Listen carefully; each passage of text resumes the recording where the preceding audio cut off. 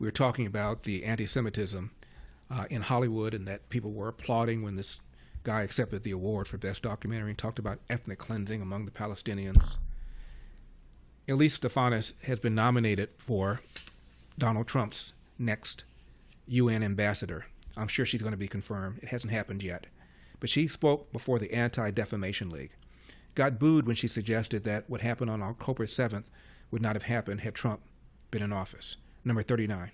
We know the United Nations is indeed a deep den of anti-Semitism, infected with the same rampant anti-Israel and anti-American hate and moral rot that has polluted America's higher education system.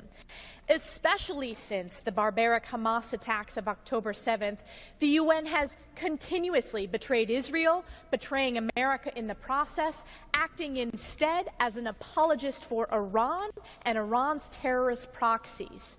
Under President Trump, as United States Ambassador to the United Nations, the days of propping up organizations that run counter to our interest are long gone. We will no longer fund terrorism, anti-Semitism, and anti-Israel hate. That stops immediately.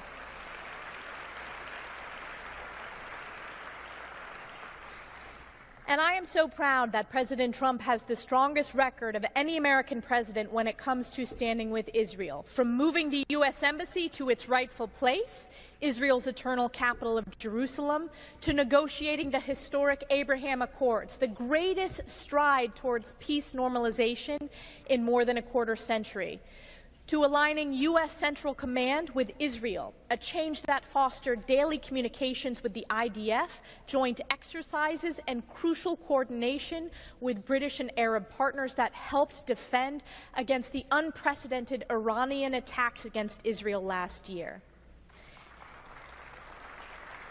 And I believe it's quite obvious to the world that if President Trump had remained in office, October 7th would never have happened.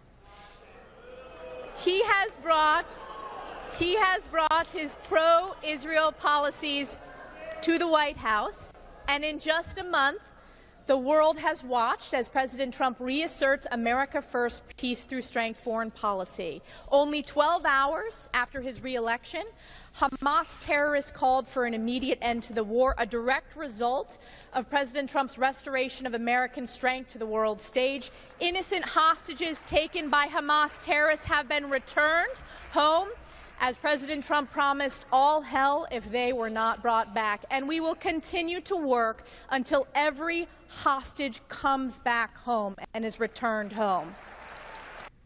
Explain the booing to me. Is there any doubt that President Trump has been arguably the greatest friend Israel has ever had, and that the Arabs respect, if not fear, him? How many presidents, including Barack Obama, George W. Bush, said they were going to move the American embassy from Tel Aviv to Jerusalem, only to be told that there'll be an explosion of violence and terrorism if that happens? Trump moved it, and virtually nothing happened. Trump did the Abraham Accords, and had he been reelected, Saudi Arabia would very likely have joined. Trump cut off funding to the PLO because he said they were anti-peace, meaning they were engaging in what's called pay to slay, paying families of homicide bombers money if their sons and daughters blow themselves up for the cause. He stopped criticizing Bibi Netanyahu, as Biden did, accusing Bibi of overreacting, of not being equal in the force that he applies.